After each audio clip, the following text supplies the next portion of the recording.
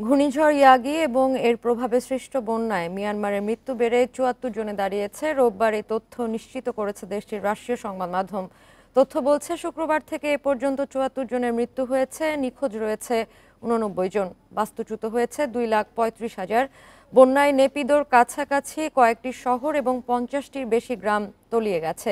ধ্বংস হয়েছে ৬৫,০০০-এর বেশি বাড়ি এবং ৫টি বাঁধ।